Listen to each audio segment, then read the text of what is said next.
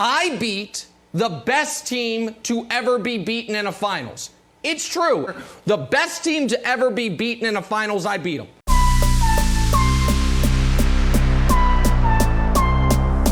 All right, old school NBA fans, self-research, NBA facts.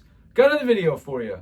As always, thanks to anybody who watches my videos, subscribes to my channel. I really appreciate it. In this video here, you heard Nick Wright in the intro talking about, I beat the best team ever to be beaten in a finals. So he's solely basing that off of regular season record. That's what he's basing it off of.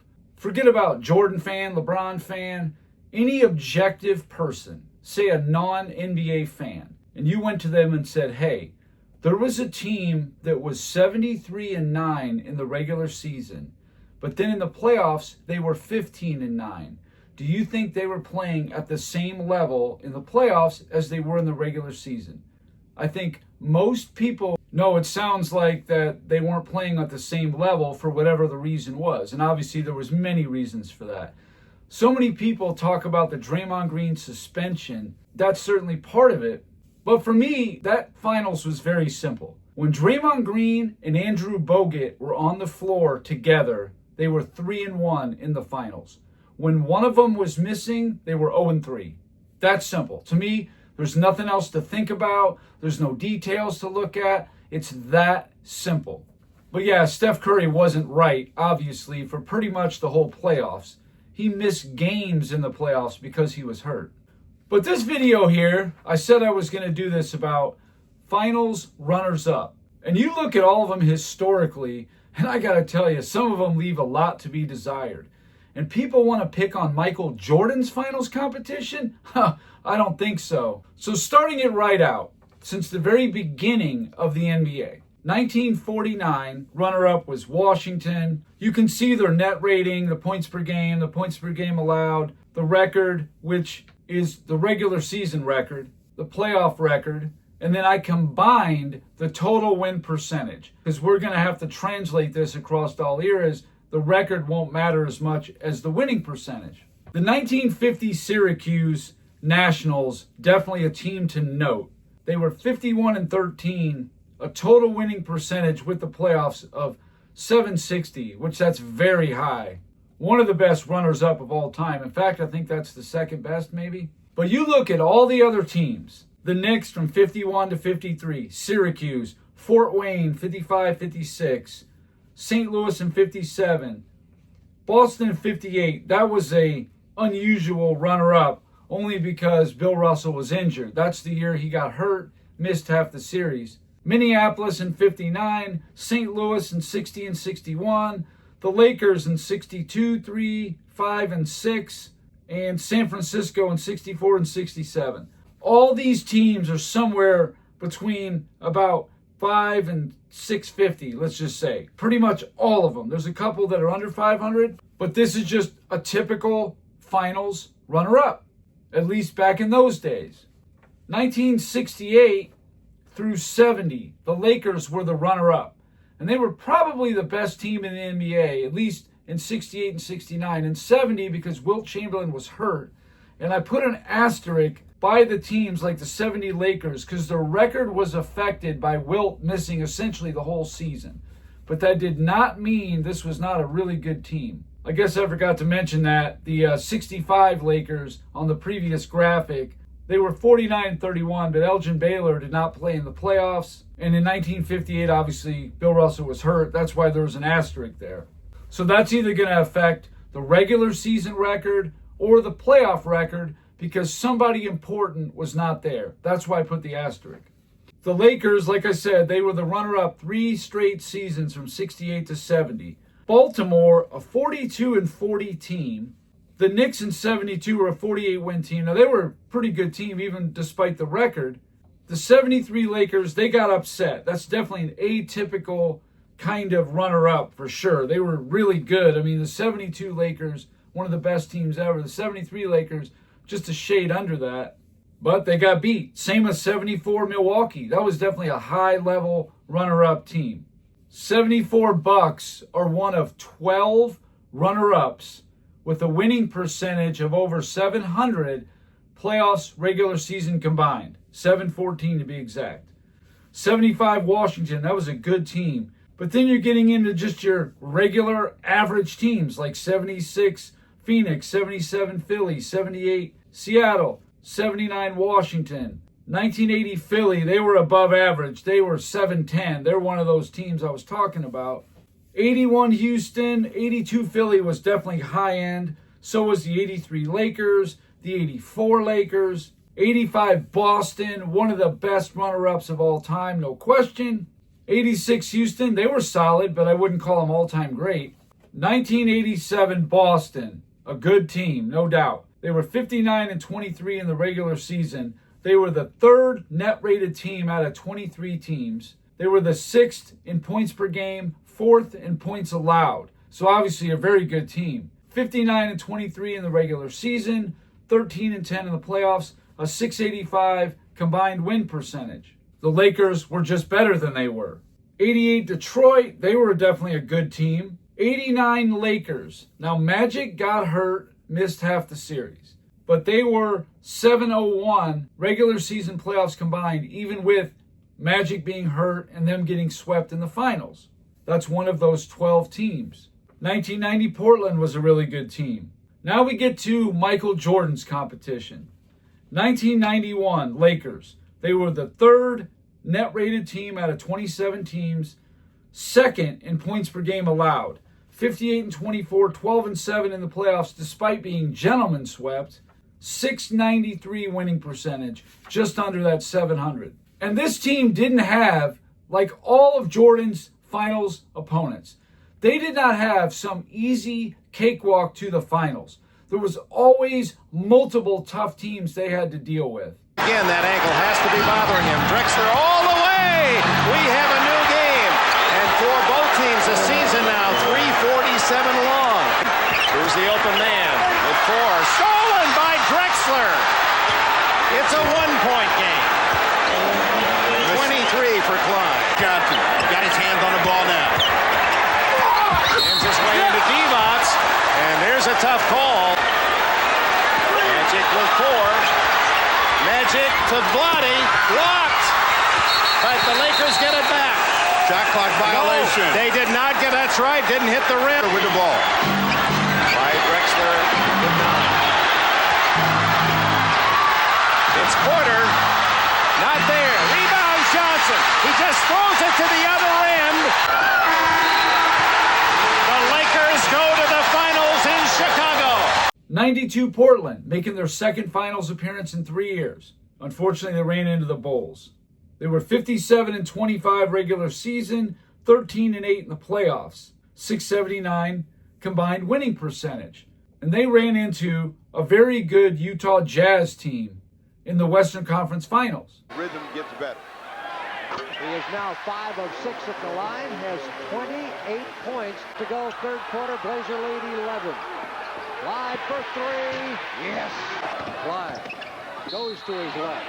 Draws the foul. Exactly what he said. Looking for Terry Porter in the corner for three. Two-man game. Drexler. Down the lane come to Conjo and Clyde. Feeds Terry. Score! But they beat them in 6. But that's my whole point. In 91, the Lakers were definitely a good team. I don't care what any of the idiots on TV tell you. They were very good. They were second in the NBA in points per game allowed. Magic Johnson was leading this team. They were a very solid team. And if it wasn't the Lakers, then you got Portland, who had the best record in the NBA. But the Lakers beat them. That's just what happened. Just like in 92, Portland got to the finals. Now, they did have the best record in the West. But had they not got there, they were a 57-win team. It just would have been a 55-win Utah team. Pretty close to just as good. They had Malone and Stockton. They were a little younger. But they had Jeff Malone, a better version of Jeff Hornacek. Thurl Bailey, Mark Eaton was still on that team. They were definitely a legitimate team. 1993 Phoenix, another one of those teams. They were the number one team in points per game. 62-20 record, 13-11 in the playoffs, 707 combined winning percentage. And again, Phoenix had a very tough 7-game series in the Western Conference Finals. Series in the Wild Wild West. Here's how things developed. Game 1, the Suns won handily, and then the Sonics, in the talk of the league, stole one in Game 2. They were always right there and took full advantage to even the series, but then Phoenix returned the favor up in Seattle, winning Game 3. The Sonics commanding in their Game 4 triumph. Game 5 went with the home team, the Suns. That was the big Barkley game, 43, and Marley with 34, hit 8 3-pointers. And then the Sonics, again, really muscling 118-102. So the victories in Seattle, the last two, were very impressive. Back at the America West Arena, the Chicago Bulls await the winner of this game. Ainge nails the three. The third of the game by Ainge, who is the all-time playoff leader in NBA history from outside the arc. Chambers, 69-53, a 16-point lead. But they did demolish Seattle in the second half of that Game 7. It was close. I think it was 6 points, it said. And then Phoenix just ran away with it. And they were formidable to the Bulls, no matter what anybody says. They scored the exact same amount of points as the Bulls did in that series. They were a John Paxson miss away from playing Game 7 in Phoenix. The 94 Knicks, kind of a typical finals runner-up. 95 Orlando, I think they probably still should have been the runner-up, but they should have gotten beaten by Utah or San Antonio or Phoenix. There were so many good teams out west, high-level teams out west. Only one was going to get there. I don't know that Orlando would have beat those teams, maybe, but they should have beat Houston, and they got swept. 96 Seattle. They were the number 2 net-rated team in the NBA, number 2 in points per game, and they had the Defensive Player of the Year. 64-18 regular season, 13-8 in the playoffs. That's a combined winning percentage of 747. Again, they are also one of those 12 teams with a 700 combined winning percentage. The 93 Suns were one of them as well. And they had a tough 7-game series out west against the Utah Jazz. Once again, an 8-point lead for Seattle. Brian Russell on the move. The follow is good by Antoine Carr. 85-82 as we come up on 2.5 to play. Malone and John Stockton. The Jazz have never reached the NBA's championship round. Shot clock at 2 on the run. In and out and back in again. 85-84 Seattle. 22 for John Stockton tonight. Too slow. Russell for Malone, who got it. 87-86 and a half minutes of play. 22 for Malone. Eventually have to make a three because Seattle is shooting free throws very well. Russell for 3. The leader, no. Rebound, Seattle, and it's over. And you saw that one came right down to the wire, but Seattle pulled it out in the end. They hit their free throws. The rest is history. 97, Utah, number 2 net rated, number 2 points per game, just like 96 Seattle. 64-18, just like Seattle. 13-7 in the playoffs. A 754 combined winning percentage. That's, I think, the third best on here, and definitely one of the 12, 700 or better. They also had a tough Western Conference Finals that they had to pull out in the end. John Stockton took that game over and got him into the finals, and the finals was tied 2-2 against the Bulls. The Jordan flu game, if that goes the other way, Utah easily could have won that series. 98 Utah, number 4 net rated team, and the number 3 team points per game. But here's something important to note. They were 62-20, that's true. But John Stockton missed about a quarter of the season. So I would imagine they would have won a few more games. 13-7 in the playoffs. They were 735 combined winning percentage. Another one of those 12 teams, 700 or better. They did not have a dramatic Western Conference Finals. They just swept the Lakers out with their 4 All-Stars. Of the 12 finals runner-ups, with a combined winning percentage, regular season and playoffs, of 700 or better, the Bulls played 4 of them. 4 of the 12. Very important to note. And that goes all the way back to 1949. You can do the math. That's what? 77 finals. And Michael Jordan's Bulls played against 4 of the 12 highest winning percentage regular season playoffs combined. Now, I hear the naysayers say all the time, oh, well, the records were inflated due to expansion, yada, yada. Well, there was no expansion in 97 and 98. So how long after did expansion wear off? The NBA expanded in 1981 with Dallas Mavericks.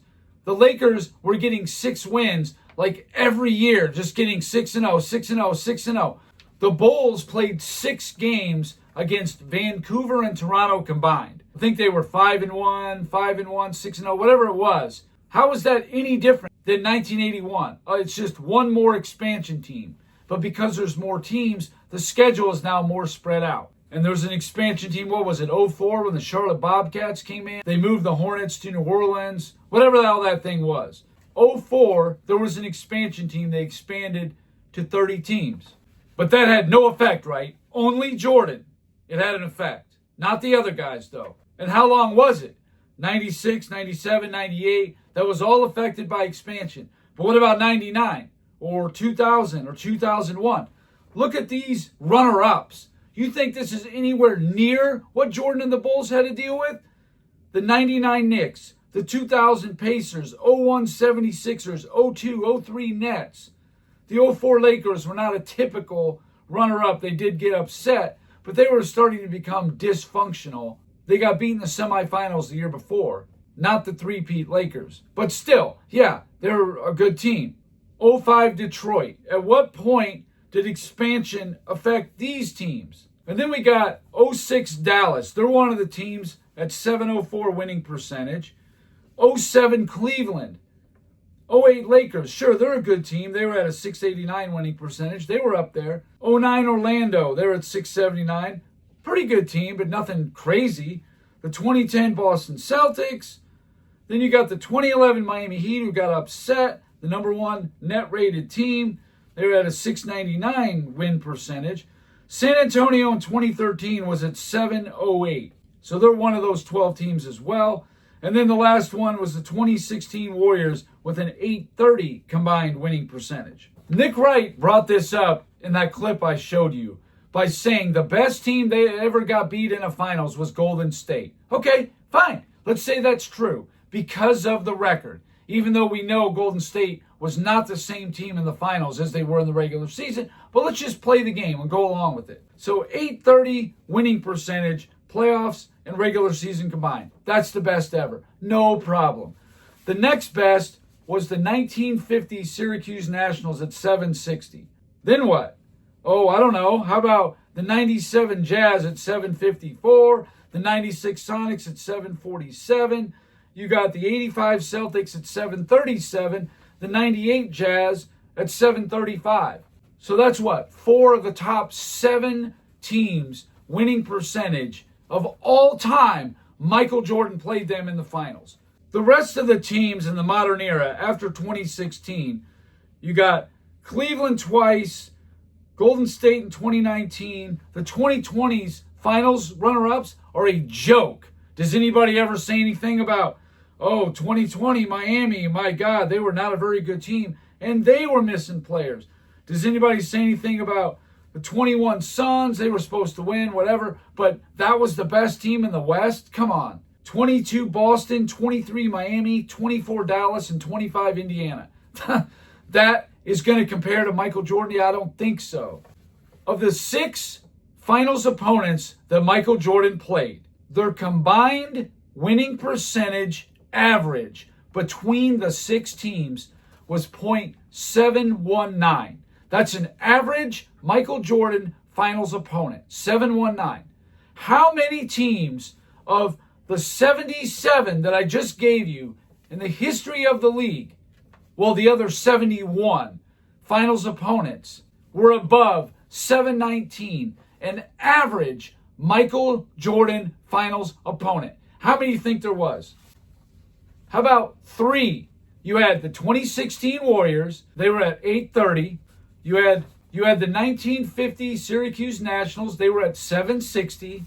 and you had the 1985 Boston Celtics sitting at 737. So of the 71 non-Michael Jordan finals opponents, 3 had a higher combined winning percentage regular season playoffs than Michael Jordan's combined 6 opponents did.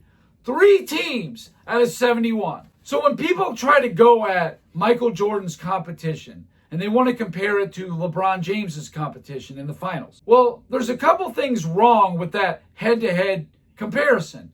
Number one, LeBron James played against more teams. So naturally you would think that maybe there was a better team because he played more. There's more of them. That's the first issue. Number two, the Bulls were not going at this as if they were the underdog or the contender.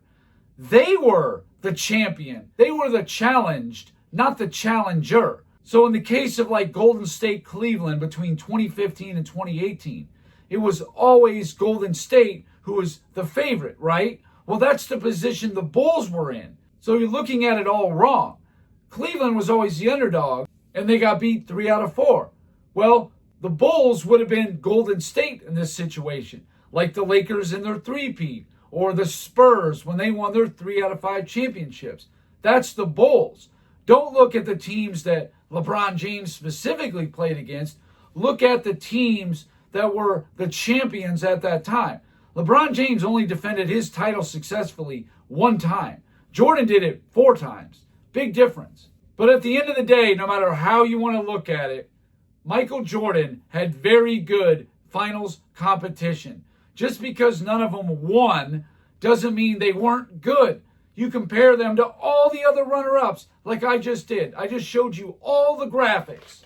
Net rating, points per game allowed, their record, their playoff record, their combined winning percentage. It's all laid out there. And you tell me how many teams were better than the ones Jordan played. It ain't that many. Trust me. This whole thing is just overblown is all it is.